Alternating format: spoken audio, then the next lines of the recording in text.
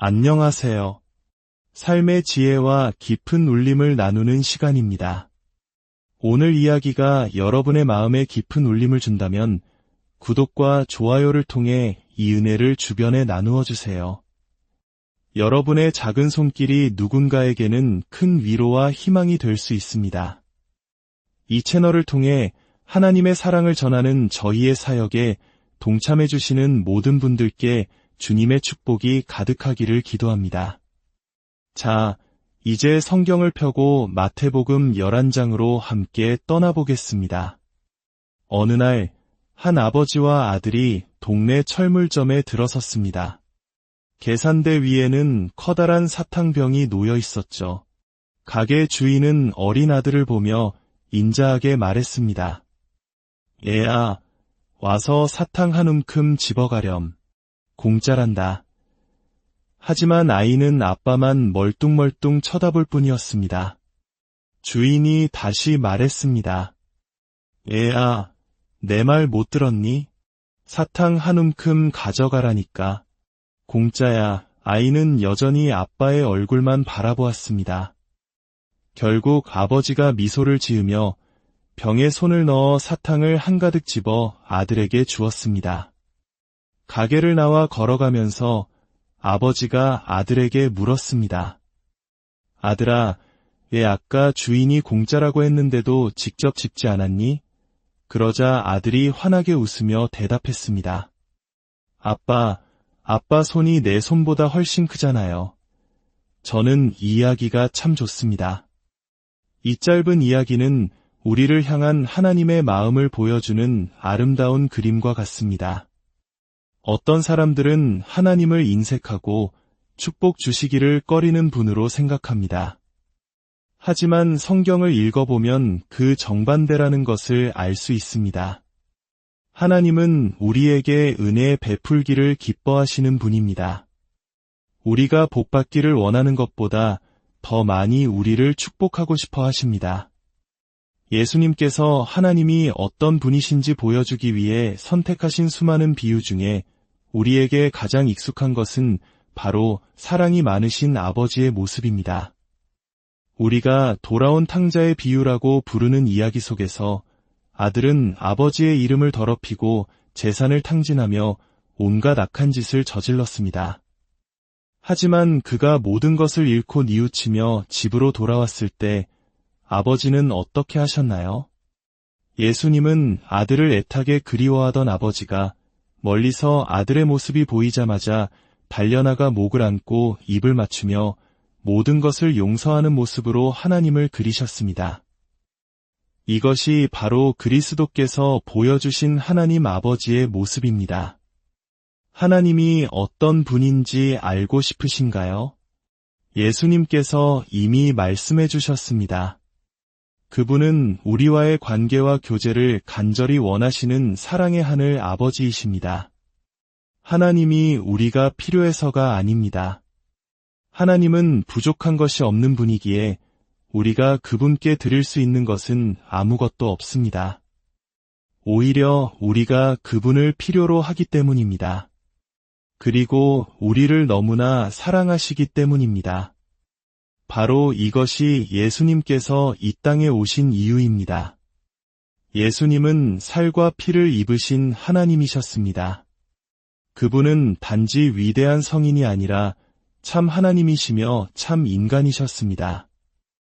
예수님은 하나님께서 우리 인간이 이해할 수 있는 언어로 당신 자신을 친히 설명해 주신 것입니다. 하나님께서 얼굴을 가지시고 우리 곁에 가까이 오신 것입니다. 인류 역사상 예수 그리스도보다 더 큰 영향력을 끼친 인물은 없었습니다. 우리는 한 사람의 영향력을 소셜미디어 팔로워 수로 측정하거나 올해의 인물로 선정되는 것으로 평가하곤 합니다. 타임지는 매년 올해의 인물을 10년마다 10년의 인물을 선정합니다. 하지만 인류의 역사를 기원전과 기원후, 즉 BC와 AD로 나눈 유일한 한 분이 계십니다. 바로 예수 그리스도입니다. 그분이 바로 그토록 중요한 분이십니다. 예수라는 이름은 온 우주에서 가장 강력한 이름입니다. 만약 믿지 못하시겠다면 사람들로 붐비는 방 안에서 그 이름을 크게 외쳐보십시오. 즉각적인 반응을 보게 될 것입니다. 그 이름은 모든 이름 위에 뛰어난 이름이며 전에도 없었고 앞으로도 없을 유일무이한 분입니다. 그리고 사람들은 예수님에 대해 더 알고 싶어 합니다. 저의 어린 시절을 돌이켜보면 저 역시 예수님에 대한 막연한 끌림이 있었습니다. 저의 어머니는 여러 번의 결혼과 이혼을 반복하며 불안정한 삶을 사셨고 그 사이 저는 잠시 조부모님 댁에 맡겨졌습니다. 두 분은 독실한 신앙을 가진 분들이었고 제 인생에서 가장 안정적인 시기였습니다. 할아버지 댁거실 벽에는 예수님의 초상화가 걸려 있었습니다. 아마 여러분도 한 번쯤 보셨을 법한 부드러운 눈빛의 예수님 그림이었죠. 어린 저는 그저 멍하니 그 그림을 바라보곤 했습니다. 그 모습에 매료되었고 그분을 알 수 있었으면 좋겠다고 생각했습니다. 하지만 그저 아주 오래전의 역사적 인물로만 여겼습니다. 그러다 10대 시절 영화 한 편을 보게 되었습니다. 혹시 찰턴 헤스턴 주연의 영화 배너를 기억하십니까? 기독교 영화의 고전으로 꼽히는 작품이죠. 제가 17살 무렵 재개봉한 그 영화를 극장에서 보았습니다. 영화 속에서 그리스도의 십자가 처형 장면이 나왔을 때 저는 깊은 감동을 받았습니다. 영화는 끝까지 예수님의 얼굴을 직접 보여주지 않습니다.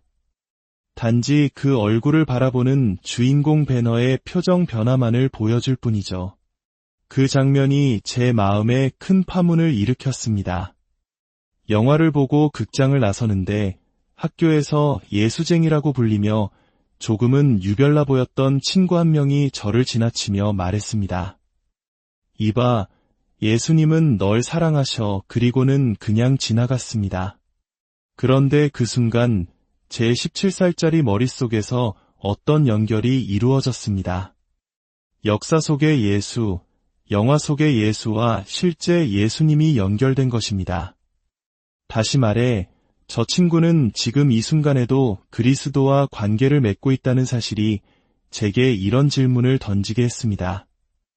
나도 그분과 관계를 맺을 수 있을까? 그것은 제 마음에 심겨진 씨앗이었고 결국 싹을 틔웠습니다. 예수님은 언제나 한 사람을 위해 시간을 내셨습니다. 복음서를 보면 예수님께서 얼마나 다양한 배경의 사람들에게 시간을 할애하셨는지 알 수 있습니다. 여리고 성에서는 나무 위에 올라간 삭개오를 발견하시고는 삭개오야, 오늘 내가 내 집에서 머물러야겠다고 말씀하셨습니다. 또 사람들의 손가락질을 피해 가장 더운 정오에 우물가로 나온 사마리아 여인과 오랜 시간 대화하시며 영원한 생명의 진리를 열어주셨습니다. 한밤중에 찾아온 종교 지도자 니고데모와도 깊은 대화를 나누셨죠. 심지어 제자들이 쫓아내려 했던 어린아이들까지도 두 팔 벌려 안아주셨습니다. 오늘 우리가 예수님과 함께 만나볼 첫 번째 인물은 바로 예수님의 사촌, 우리가 세례 요한으로 알고 있는 사람입니다. 사실 세례 요한은 두 사람이 태어나기도 전에 이미 예수님을 알아보았습니다. 두 사람 모두 어머니의 뱃속에 있을 때였죠. 요한은 엘리사벳의 뱃속에, 예수님은 마리아의 뱃속에 계셨습니다. 마리아가 엘리사벳을 방문했을 때 아직 태어나지 않았지만 이미 살아있던 세례 요한은 그 독특한 개성대로 어머니의 뱃속에서 기쁨으로 뛰놀았다고 성경은 기록합니다. 요한의 탄생 이야기 자체도 기적적이었습니다. 물론 동정녀의 몸에서 성령으로 잉태되신 그리스도의 수준은 아니지만 요한의 부모는 아이를 낳을 나이가 훨씬 지난 노인이었습니다.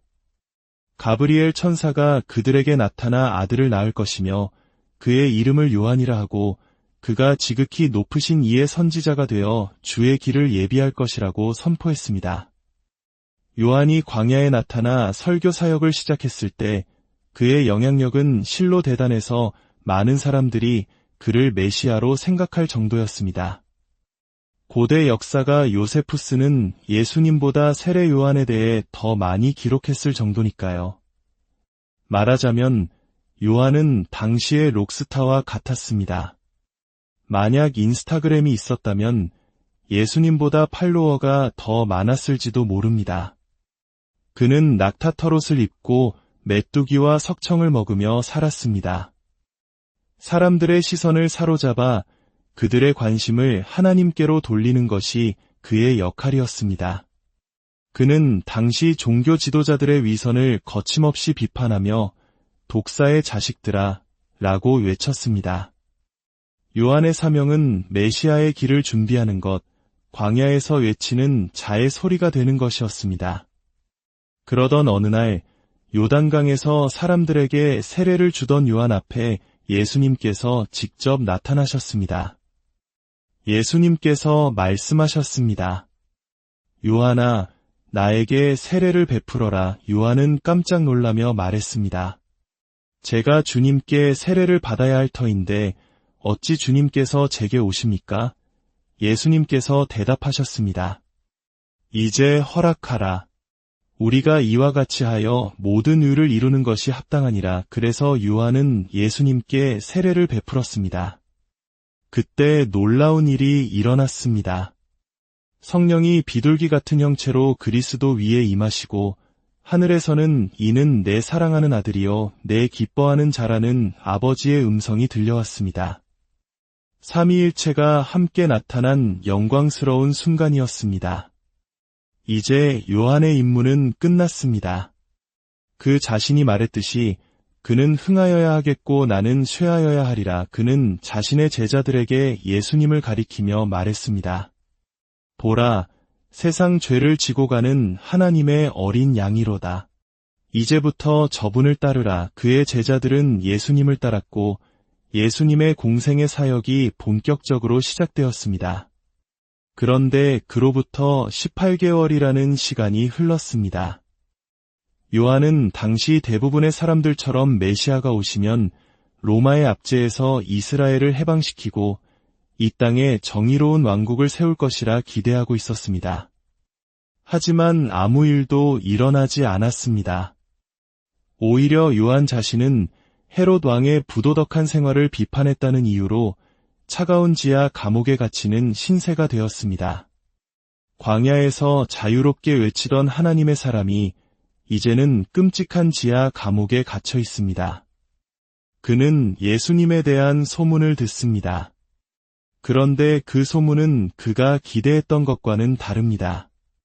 예수님이 죄인들과 어울려 식사하신다는 이야기들, 왕국을 세우셔야 할 분이 왜 저러고 계시지? 내가 무언가 잘못 생각했나? 예수님이 정말 메시아가 맞으신가? 위대한 선지자 세례 요한은 낙심과 의심에 사로잡혔습니다.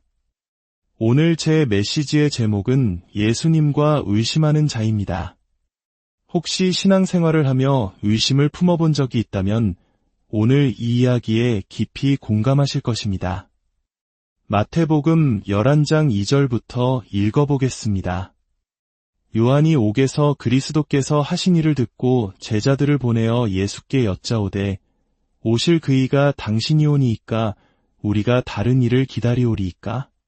예수께서 대답하여 이르시되 너희가 가서 듣고 보는 것을 요한에게 알리되 맹인이 보며 못 걷는 사람이 걸으며 나병 환자가 깨끗함을 받으며 못 듣는 자가 들으며 죽은 자가 살아나며 가난한 자에게 복음이 전파된다 하라. 누구든지 나로 말미암아 실족하지 아니하는 자는 복이 있도다 하시니라. 요한은 지금 감옥에 있습니다. 끔찍한 지하 감옥에서 그는 자신의 사역이 이렇게 끝나는 것을 이해할 수 없었습니다. 그래서 그는 제자들을 보내 예수님께 직접 묻습니다. 당신이 정말 그분입니까? 아니면 우리가 다른 사람을 기다려야 합니까?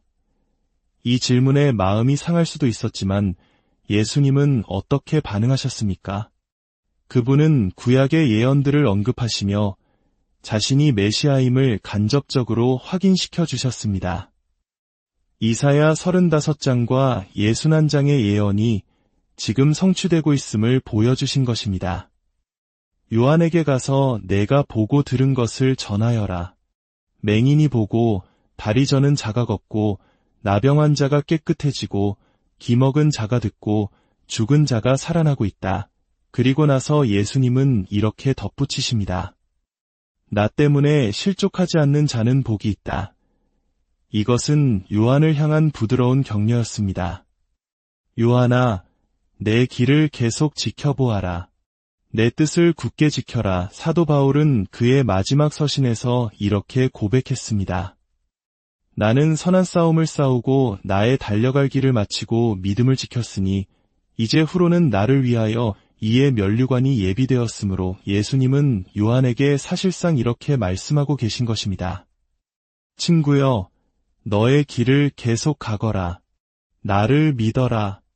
지금은 내 방법과 때를 이해할 수 없겠지만 내가 왜 이렇게 행하는지 또 내가 생각하는 대로 왜 행하지 않는지 알 수 없을지라도 그저 나를 신뢰하고 너의 길을 지켜라. 이 말씀은 오늘을 살아가는 우리 모두에게도 동일하게 적용됩니다. 지금 의심의 계절을 지나고 있을지도 모릅니다. 상황이 이해되지 않을 수 있습니다. 예수님은 요한의 질문에 기분 나빠하지 않으셨습니다. 오히려 예수님은 이 기회를 통해 요한의 위대함을 사람들에게 말씀하셨습니다. 제자들이 떠나자 예수님은 무리에게 말씀하기 시작하셨습니다. 너희가 무엇을 보려고 광야에 나갔더냐? 바람에 흔들리는 갈대냐? 너희는 연약하고 용기 없는 사람을 보러 간 것이 아니다. 너희는 선지자 요한을 보았다. 내가 진실로 너희에게 말하노니 여자가 낳은 자 중에 세례 요한보다 큰 이가 일어남이 없도다. 어떻게 요한이 사무엘, 엘리야, 이사야보다 더 위대할 수 있을까요? 요한은 엘리야처럼 하늘에서 불을 내리지도 않았고 모세처럼 홍해를 가르지도 않았으며 이사야처럼 성경을 기록하지도 않았습니다. 그런데도 예수님은 그가 가장 위대하다고 말씀하셨습니다. 왜일까요? 그 답은 오직 세례 요한만이 예수님의 길을 바로 앞에서 예비한 선구자였기 때문입니다. 그의 위대함은 그리스도와의 근접성에서 비롯된 것입니다. 그런데 예수님께서는 곧이어 폭탄선언 같은 말씀을 하십니다. 그러나 천국에서는 극히 작은 자라도 그보다 크니라. 이게 무슨 의미일까요? 이것은 새로운 언약 아래 있는 그리스도인인 당신이 바로 세례 요한보다 더 위대하다는 의미입니다. 어떻게 우리가 요한보다 더 위대할 수 있을까요? 여러분은 요한이 갖지 못했던 하나님과의 관계를 가지고 있기 때문입니다. 요한은 왕의 소식을 전하는 전령이었습니다. 하지만 여러분은 왕의 친구입니다. 요한은 신랑의 친구였지만 여러분은 신랑의 신부입니다.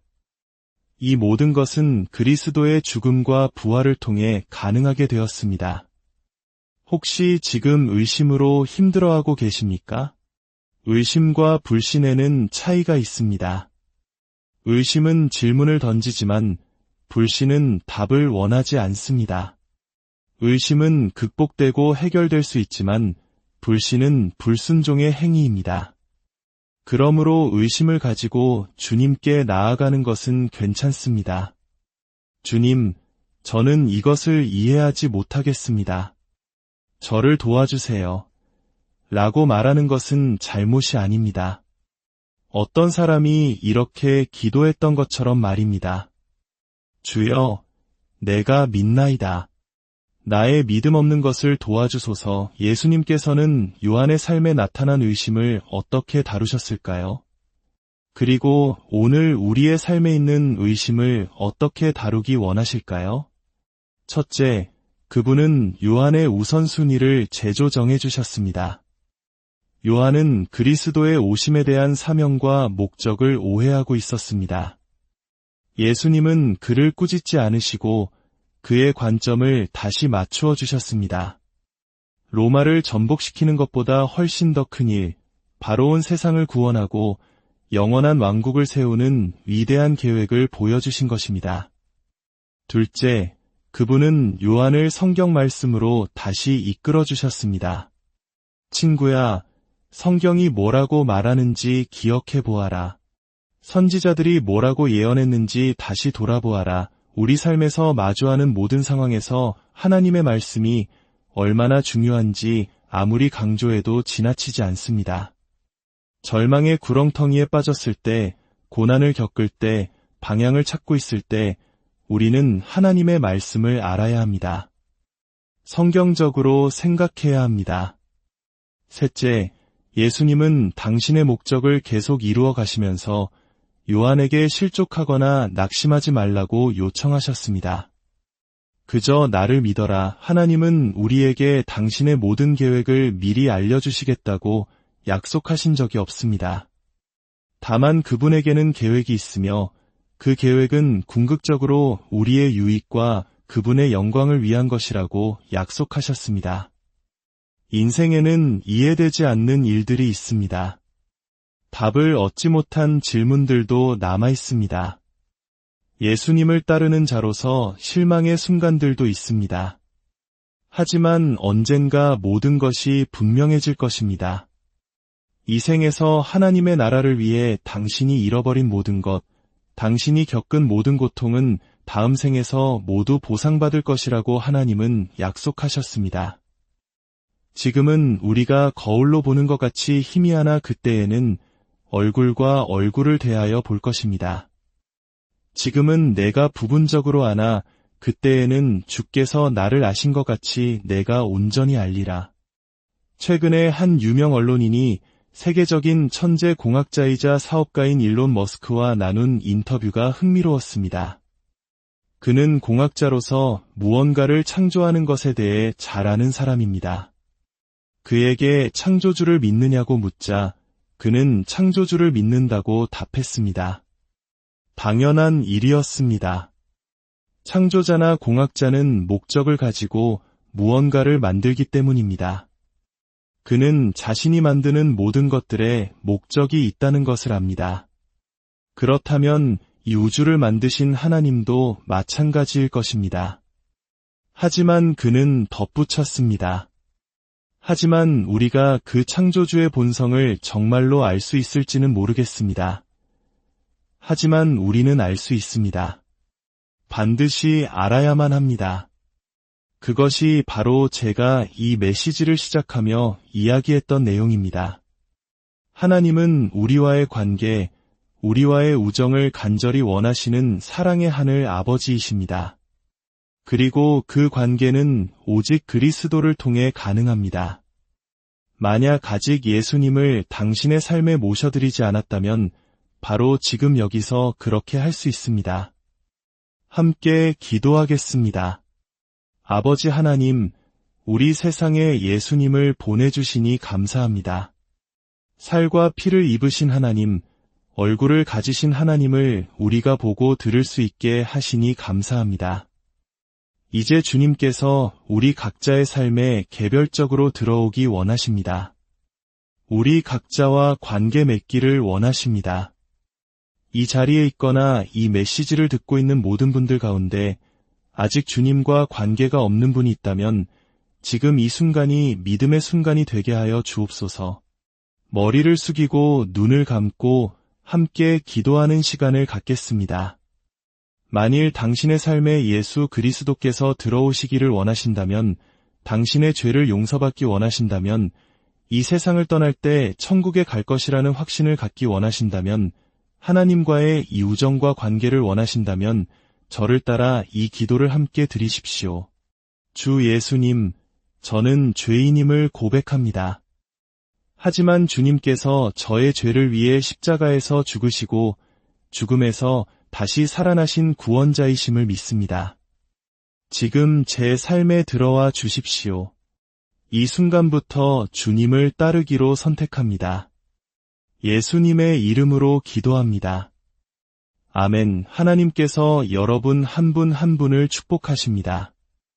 여러분의 삶의 모든 걸음 위에 하나님의 평강과